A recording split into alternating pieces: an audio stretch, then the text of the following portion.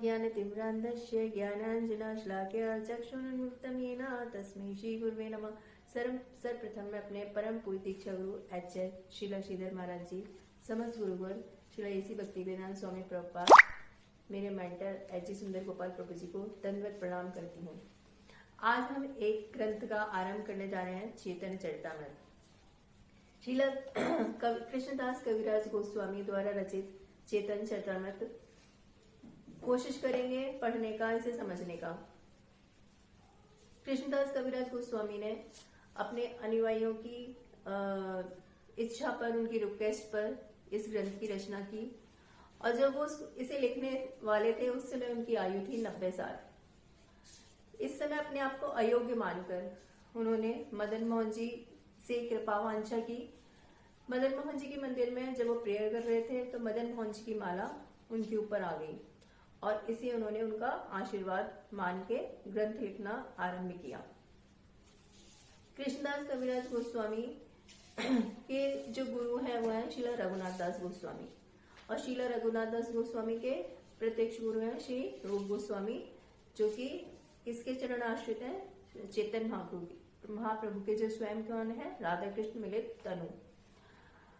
कृष्णदास कविराज गोस्वामी जब चैतन्य चरितामृत लिखते हैं और हम अभी जो ये टीका पढ़ रहे हैं, ये स्वामी प्रभुपाद की टीका में से पढ़ रहे हैं।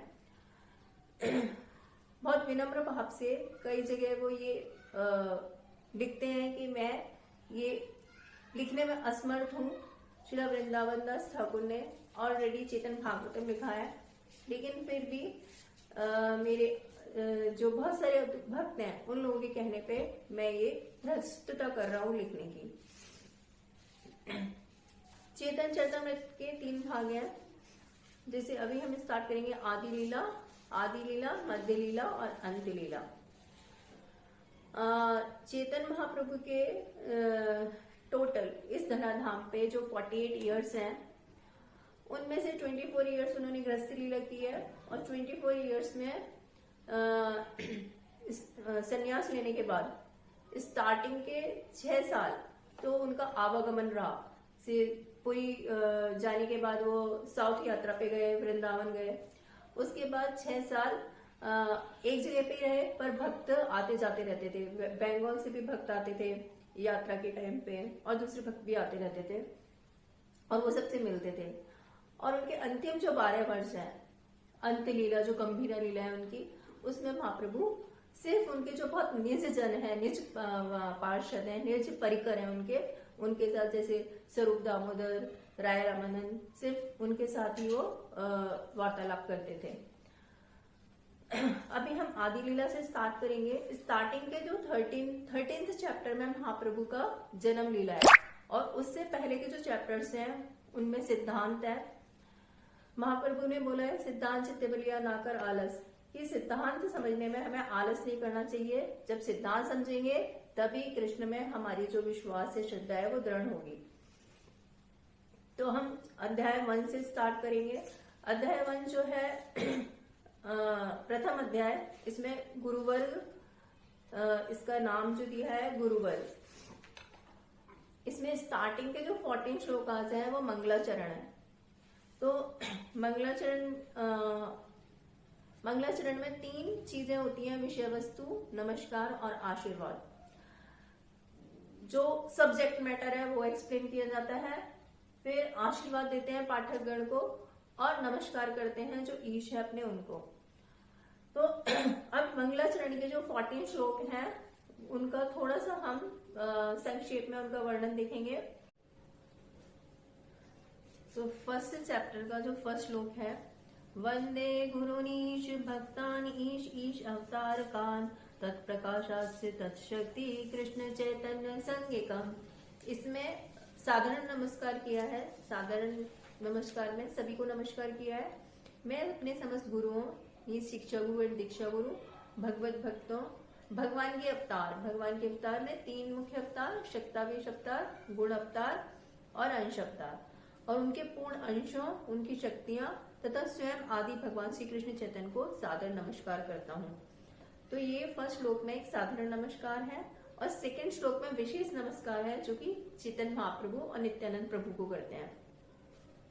इसमें बोलते हैं वंदे श्री कृष्ण चैतन्य नित्यानंदो सहोदितो गौणदे पुष्प वंदो चित्रो छंदो तमो तमो मुदो। मैं सूर्य तथा चंद्रमा के समान श्री कृष्ण चैतन्य तथा भगवान नित्यानंद दोनों को सादर नमस्कार करता हूँ। ये गौण के क्षितिज पर अज्ञान के अंधकार को दूर करने तथा आश्चर्यजनक रूप से सबको आशीर्वाद प्रदान करने के लिए एक साथ उदय हुए हैं।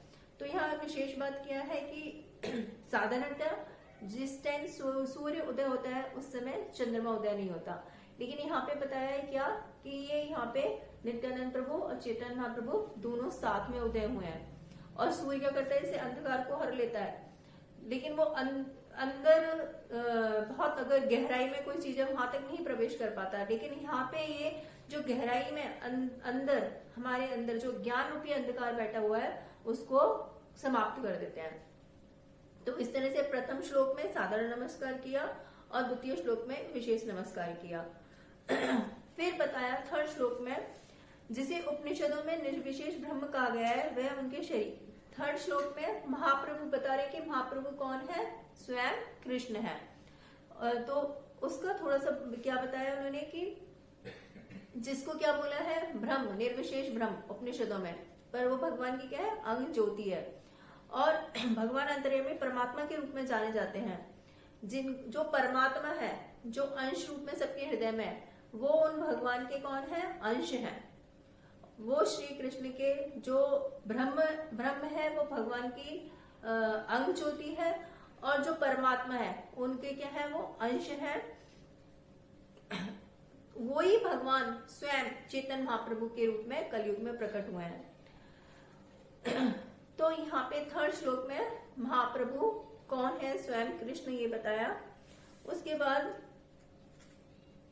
फोर्थ श्लोक में यहाँ पे आशीर्वाद देते हैं, क्योंकि जैसे मंगलाचरण हम पढ़ रहे हैं तो यहाँ पे कृष्णदास कविराज गोस्वामी कहते हैं अनर्पिता चरम चिराट कर्णावतीर्ण कलो समर्पयितम उन्नत उज्जवल रसाम सुभक्ति श्रीयम हरिपूर्ण सुंदर द्युति कदम संदीपति सदा हृदय कंदरे स्फुटवा शचि नंदना। तो यहाँ पे क्या आशीर्वाद देते हैं कि सभी के हृदय कंदर में कौन स्फुट हो, शचि नंदन। शचि नंदन मीन्स चैतन्य महाप्रभु। तो ये आशीर्वाद दिया। और क्या बताया, जिनकी कांति कैसी है, पिघली हुई सोने की जैसी है, और वो कलयुग में अपनी अहेतु की कृपा कोई हेतु के बिना ही, कि हम उन्होंने तो विचार नहीं किया, जानवरों ने क्या भक्ति की, लेकिन उन्होंने उनको भी प्रेम प्रदान किया। तो अपनी अहेतु की कृपा से अपनी सेवा के अत्यंत उत्कृष्ट तथा दीप्त आध्यात्मिक रस के ज्ञान को, उन्नत उज्जवल रस, जो ब्रज प्रेम है, उन्नत उज्जवल रस, उसको देने के लिए जो इस धराधाम पे आए, वो चैतन्य महाप्रभु जो शचि नंदन है, जो शचि माता के पुत्र हैं, वो सभी के हृदय में स्फुट हों। तो इस तरह से ये फोर्थ श्लोक जो है इसमें आशीर्वाद दिया है पाठकों को, सभी को। अब बताया जो नेक्स्ट श्लोक है इसका, मीन्स जो 6 श्लोक अभी है इसमें वो महाप्रभु के बारे में है। फर्स्ट श्लोक जो है वो नमस्कार, साधारण नमस्कार। सेकंड श्लोक जो है वो विशेष नमस्कार, और फिर 6 श्लोक जो होंगे वो महाप्रभु के। उसके बाद 5 श्लोक में नित्यानंद प्रभु का वर्णन किया है, फिर उसके बाद 2 श्लोकों में अद्वैताचार्य का, और उसके बाद 1 श्लोक में पंच तत्व का वर्णन किया है। तो इस तरह से यहाँ पे अब महाप्रभु के बारे में नेक्स्ट श्लोक जो है उसमें भी बताया है कि महाप्रभु के प्रकट होने का कारण क्या है। श्री राधा तथा कृष्ण की माधुरी लीलाएं भगवान की अंतरंगा शक्ति की ही क्या है, अभिव्यक्ति है। क्या बताया कि राधा कृष्ण यद्यपि अभिन्न है। कृष्णदास कविराज गोस्वामी आगे बताएंगे, राधा कृष्ण एक आत्मा दोई देह धारी, अजो न विलसे रस आस्वादन करी। तो राधा कृष्ण क्या है, एक आत्मा, दोनों अभिन्न है, लेकिन दोनों पृथक रूप में उन्होंने अपने आप को पृथक, अनादिकाल से, मीन्स उसका कोई रिटर्न वो नहीं है कि कब से, अनादिकाल से उन्होंने अपने आप को पृथक कर रखा है, जिससे कि उनकी लीलाओं को पढ़ के, उनको स्मरण करके मनुष्य जो है वो इस भव बंधन से छूट सके। तो वही राधा कृष्ण जो है पुनः मिलके कृष्ण चैतन्य के रूप में एक हो गए हैं। और क्या बताया, वो कैसे प्रकट हुए हैं उनके बारे में वर्णन दिया कि वो राधा रानी की अंग कांति लेके और उनके भाव लेके, दो चीज उन्होंने राधा रानी से ली है, उनकी अंग कांति और उनका भाव लेके वो कलयुग में प्रकट हुए। फिर नेक्स्ट श्लोक में बताया और कारण उनका जो उसका अंतरंग कारण है वो बताया कि राधा रानी की जो प्रेम की महिमा है उसको आस्वादन करने के लिए, कि वहां जब राधा रानी कृष्ण की सेवा करती है तो उससे राधा रानी को जो सुख मिलता है उसका आस्वादन करने के लिए महाप्रभु इस धराधाम पे आए। श्रीमती राधा रानी के प्रेम की महिमा, उनके गुण, उनके मीन्स अपने प्रेम से भगवान के जिन गुणों का वो आस्वादन करती है, उनके प्रेम की मधुरता का आस्वादन करने पर राधा रानी जिस सुख का अनुभव करती है उसको समझने के लिए भगवान राधा के भाव में विभोर होकर शची देवी की कोख से उसी प्रकार प्रकट हुए हैं जैसे कि समुद्र से चंद्रमा। तो ये श्लोक भी इस तरह से बताया, इसमें उनका कारण का एक इंगित दिया कि क्यों वो इस जगत में आए। तो इसके बाद जो 5 श्लोक हैं उसमें नित्यानंद प्रभु का वर्णन किया गया, उनकी जो उनके गुण हैं उनका गुणानुवर्णन किया है। तो ये अब हम नेक्स्ट उस क्लास में करेंगे। इतना ही बोल के मैं अपनी वाणी को विराम देती हूँ। हरे कृष्णा।